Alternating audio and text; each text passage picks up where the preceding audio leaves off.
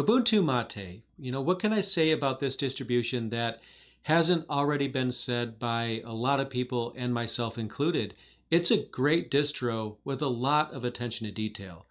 You can tell that the developers are passionate about this project because the attention to detail that they put into each and every release shows from the boot splash all the way up to the desktop.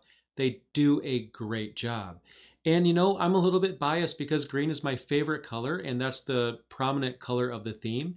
I, don't have an Ubuntu Mate shirt. I have this Legend of Zelda shirt, which I guess will suffice. It's green, so I guess it'll fit.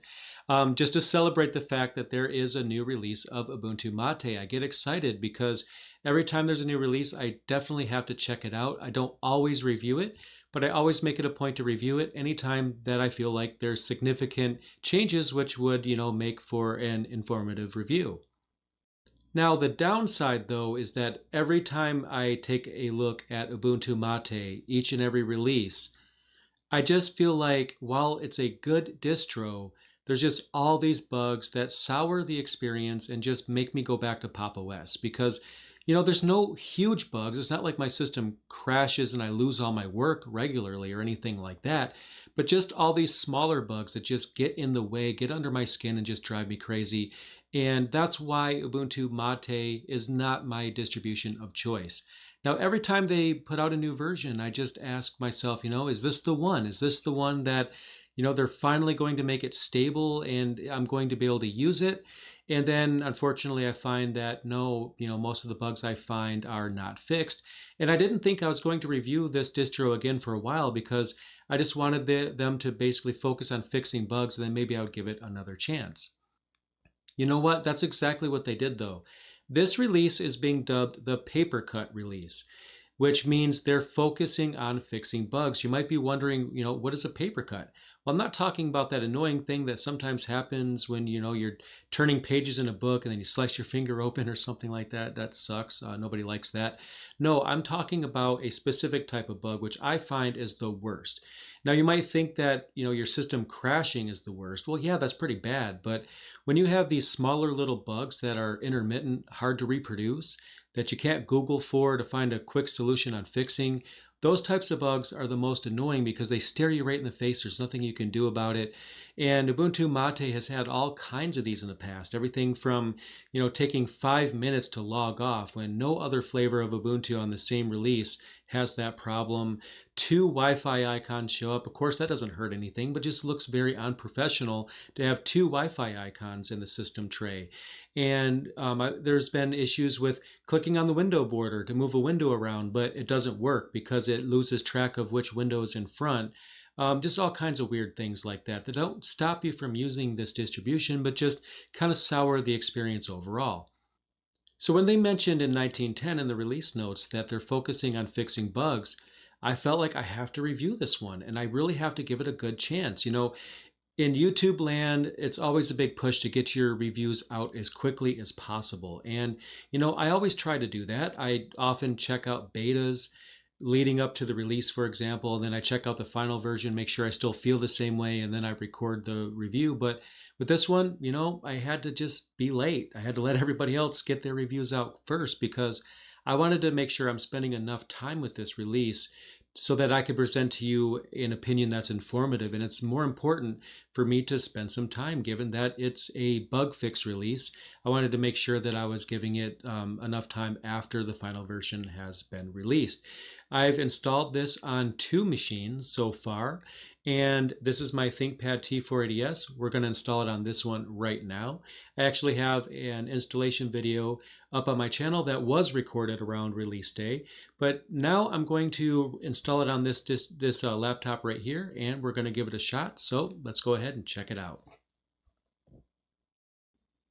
So here it is in all of its glory. Here is the Ubuntu Mate 1910 desktop that you will see when you boot this release for the very first time. Just like before, we boot into live mode and then we have an option to install Ubuntu Mate right here on the desktop. So basically you'll just make sure that it works with your hardware, and then if you'd like, go ahead and install it. Now I do, again, have a video on my channel that steps you through the installation process for this release. So I'm not going to repeat all of that here. Go ahead and check out that video if you'd like to see the entire process. So I'm going to speed through this process right now. So basically, when you install this distribution, just like before, you'll go through a few screens, answer some questions, wait for the progress bar to fill up, and you'll be good to go. The process hasn't changed much, if at all, from previous releases.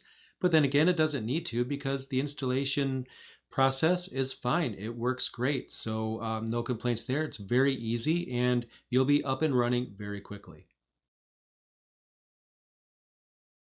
While you're installing, you'll see a selection for a normal installation or a minimal installation. And I really like that. It's not specific to Ubuntu MATE, but they do a very good job. When you select minimal, you'll have fewer applications installed by default. And I think that's awesome because maybe you want to select your own application. So it's really awesome that they give you this option. So here we are on a freshly installed Ubuntu MATE 1910. This is running on a ThinkPad T480S with an i7 processor, 24 gigabytes of RAM, and an SSD. So it's definitely a pretty decent machine, but Ubuntu MATE runs great on older machines and newer machines alike. I've already gone through the process of installing all of the updates. I wanted to make sure I had everything up to date, and then I restarted the machine. So as of the time I'm recording the video, you're seeing basically the most up-to-date version of Ubuntu MATE 1910 that you can get. Now, when you first log in, the very first time, you are going to get this screen that asks you to help improve Ubuntu MATE. Now, basically what it's doing is it's asking you to submit anonymous system information. So nothing here is personally identifiable. I highly recommend that you do this to help the developers out. After all, you can download this distro for free, and you probably did. So I say you go ahead and send it. I'm going to go ahead and send mine right now. And, there you go. But, the choice is yours whether or not you want to send that information along. And then after you do that, you are brought into the standard Ubuntu MATE welcome screen. So the Ubuntu MATE welcome screen is one of those features that a lot of users of Ubuntu MATE will brag about, and with good reason. I mean, they didn't invent the welcome screen. I mean, this is something we've had in Linux for a very long time now, but they put it on the map. The Ubuntu MATE developers, when they first released Ubuntu MATE Welcome, then later Software Boutique, which spawned off of that, they really showed you like the best possible way that you could create a comforting welcome screen for a new user.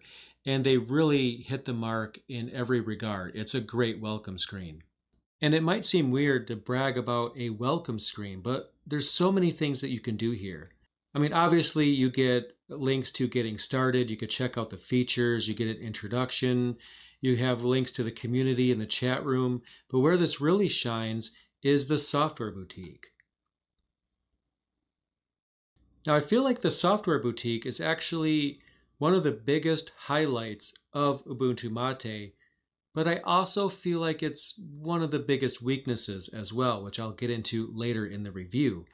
But the best thing about this is that the Software Boutique gives you a way of installing applications that aren't normally in the system repositories. Actually, some of these are in the system repositories, but it gives you a one-stop place to install most of the popular applications that you could ever want. And you can select multiple. So for example, I can go here to Internet, and then I can simply scroll down. And here's Google Chrome, so I can click Install on that one. I can go to Games, and then I can go down and I could find Minecraft, one of my favorite games. I can go ahead and install that. Under Sound and Video, I'll just scroll all the way down here, or most of the way. And here's Spotify.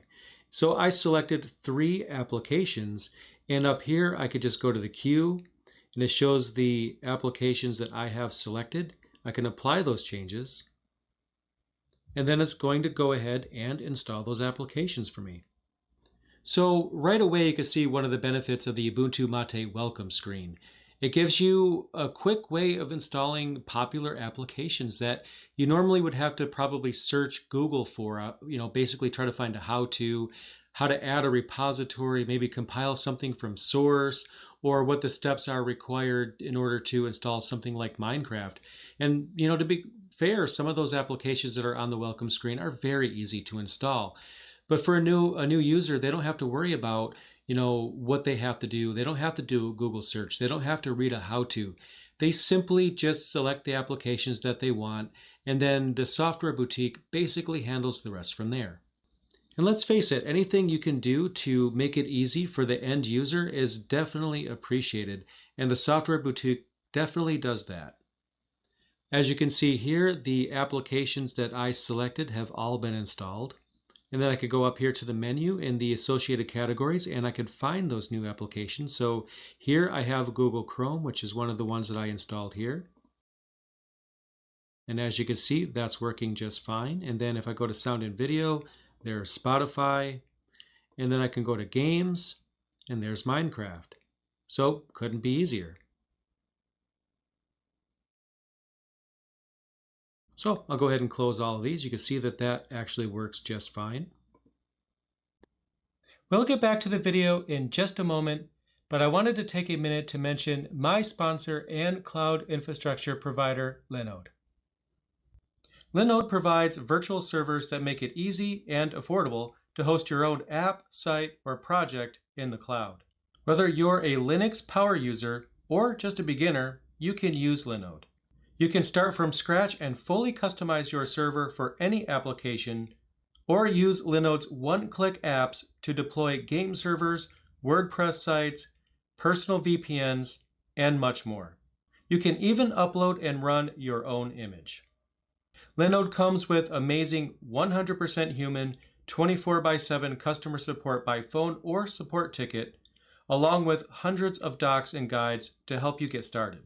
Sign up to get $20 free on your new Linode account with the code LearnLinux19 or by signing up with the link in the description. I really appreciate Linode's sponsorship of my channel. They're awesome. Definitely check them out. Now, let's get back to the video. Now, in addition, we have all the latest applications. We always get the latest Firefox, so no surprise there. That's our default browser. Now, the version number seems to change every week for the most part nowadays, but right now we're at version 70, which was not the version that we get out of the box because they've already updated that since. But all you do is run your updates and you always get the latest, so you'll have the latest Firefox browser. And you just saw that I installed Google Chrome, so if Firefox is not your cup of tea, well, it's very easy to change that. In fact, right here on the welcome screen, there actually is a browser selection that you can click on that will allow you right here to remove Firefox if you don't like it and install one of the other options should you feel that something else suits you better. Now for me, Firefox works just fine. It's the browser that I use most of the time, and I'm very comfortable with it. I think that Firefox has come a long way, and I'm happy that it's still the default in Ubuntu MATE. Other applications that we have, as always, assuming that you didn't choose the minimal version, we have the entire LibreOffice suite right here. So out of the box, we are getting LibreOffice 6.3. This is the, like I said before in other reviews, I've written books with this. It's definitely a capable word processor because if your publisher accepts the manuscripts and you're able to make a published book out of it, well, it's definitely fine. And LibreOffice is actually my preferred Office suite. So I'm definitely glad to see that that is continuing to be included in Ubuntu MATE by default. And of course, we have an entire suite of applications here. You can see that we have quite a few. I did not choose the minimal option here because I wanted to see what all the default had to offer. I mean, obviously, you're not going to have Spotify because you just saw that I added that with the software boutique. And I already mentioned LibreOffice. Then we have the Eye of Mate image viewer for viewing images. Minecraft obviously doesn't come with Ubuntu MATE, but I went ahead and installed it. That was pretty easy to do. We also have things like GNOME MPV for viewing videos. I think I remember VLC being the default in the past. I actually used GNOME MPV myself. Couldn't be happier with it, so I do like that one quite a bit. But of course, VLC will be pretty easy to install if you'd like to go back to that. But you get the idea. You do have a full suite of applications, as you can see here. And then we also have the same amount of customization that we've known and loved about this distribution for quite some time. So if I go into, for example, Mate Tweak, we can customize our desktop quite a bit. We could choose which icons we have on the desktop, if any. We can also disable all of these by just simply unchecking this box up here at the top. Under panel, we can choose our layout right here, which I'll show you in just a moment. We can enable a dock, which will actually show up down here. It's basically showing over top of the bottom panel, but you can delete the panel if you don't like it and just have only this if that's something that you prefer, and we can easily disable that. We also have a pull-down terminal. We can turn that on, which allows us to easily get to a terminal by simply pressing F12. As you can see, there it is. I could press F12 again to get rid of it. Over here in Windows, we have some other options here. We can disable animations if we don't like that, enable or disable window snapping. We can change where the window controls are placed. We can move them over here to the left or over here to the right. We could do to the right with a menu. We get full customization there. So the thing that most people go to the tweak tool for is this right here, where we can select a panel layout. Familiar is the name of the panel theme that they provide by default. So that refers to the bar up here at the top and on the bottom, which is kind of like the old GNOME 2 look and feel, but it's actually kind of different because we have the brisk menu right here instead of the old school GNOME 2 menu, but you can easily customize this. So for example, if I wanted it to look more Mac-like, I could choose Cupertino and then just hit OK here. And you can see that we have the panel down here at the bottom, similar to Mac OS, with the single menu up here. So if I open up a different application here, you can see that we have a file menu similar to Mac OS, and we can easily change it to something else. So if we want to do something more Windows-like, we could choose Redmond. And there we go. We now have a single panel down here at the bottom that is more Windows-like because we have what almost seems like a start menu here on the left. We basically have everything confined to one panel here at the bottom. We can go to traditional, and that basically gives us the application, places, and system menu that those of you that used to use GNOME 2 would be probably more than happy to see, and it definitely would look very familiar to you. It definitely does to me. So you can see that you do get a lot of customization here to basically choose how you would like your panels and menus laid out. I'm going to go ahead and switch this back to the default here. Go back to familiar. So what's my verdict? Is this more stable? Is this something that I can use as my daily driver? Well, actually, it does feel more stable. So far in the time that I've spent with this release, it's had fewer problems, which is to be expected given the release notes. That's a good thing. But it's not without its crashes. I've seen the brisk menu, the default menu, crash constantly. And if there was ever any bug that really needed to be fixed, it was the crashing application launcher. I've seen on 2 different installations where I'm either changing the panel theme and it crashes, or I'm just opening applications quickly. I mean, even when I was just testing out the performance earlier, just randomly opening applications, I saw Brisk decided to crash. And I understand that the Ubuntu MATE developers, they want to use a more modern application launcher, but if it's broke and we can't get it working without crashing constantly, we probably need to get rid of that and just go back to the old thing because it worked. But, I love the Brisk menu and nothing against the developers of it, but if we can't get it stable, it needs to go. And I've seen it crash probably 8 times in the amount of times that I've been doing some tests on this distribution, which is honestly not good. Now, another thing that I mentioned earlier in the video that I really like a lot is the software boutique. Like I mentioned earlier, it's a great way of installing applications that would normally require you to do some research on figuring out how to get them installed. So for a new user, that's awesome. But the problem is it can give a user the false impression that all the applications that they can install are just the ones available here, because this utility doesn't give you access to the greater repositories. Ubuntu MATE does not include a software store like Ubuntu or other flavors will give you, which in my opinion is a very bad idea. Thankfully, you can actually install GNOME software or Synaptic to basically provide that experience. So if you go here to more software, you can see, for example, we have GNOME software. This is what normal Ubuntu ships for the purposes of providing a quote-unquote app store. So we can certainly install that, which I'll go ahead and do.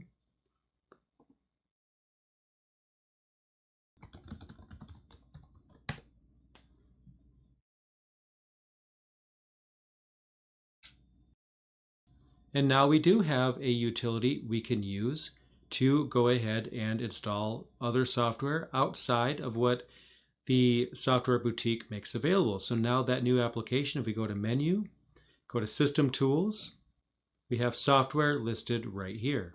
So I'll click Let's Go Shopping, and it fails. So already we're running into a couple problems here.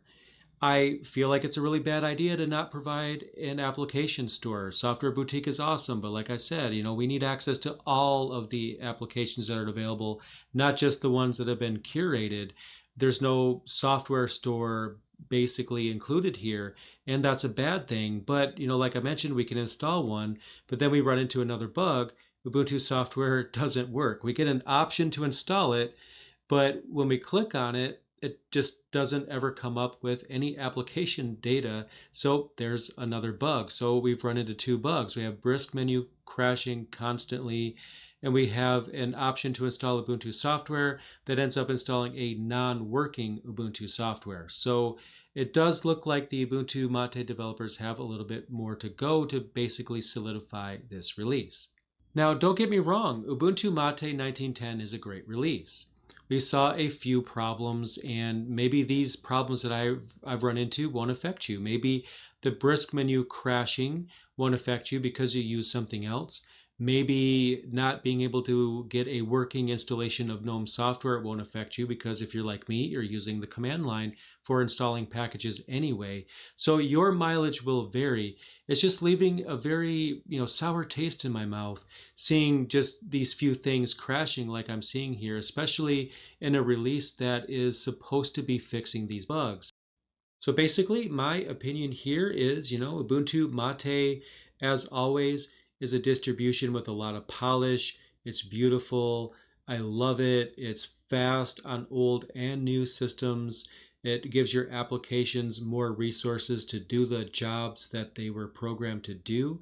But unfortunately, I do have to maintain that you proceed with caution.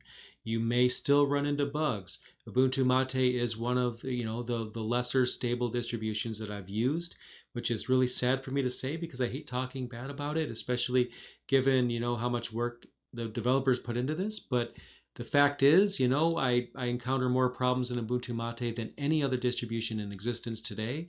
And while the experience is more solidified in 1910, it just doesn't look to me like we are all the way there yet. So proceed with caution. So what are your thoughts on 1910? If you've had a chance to check that out, let me know in the comments down below, and I will see you in the next video.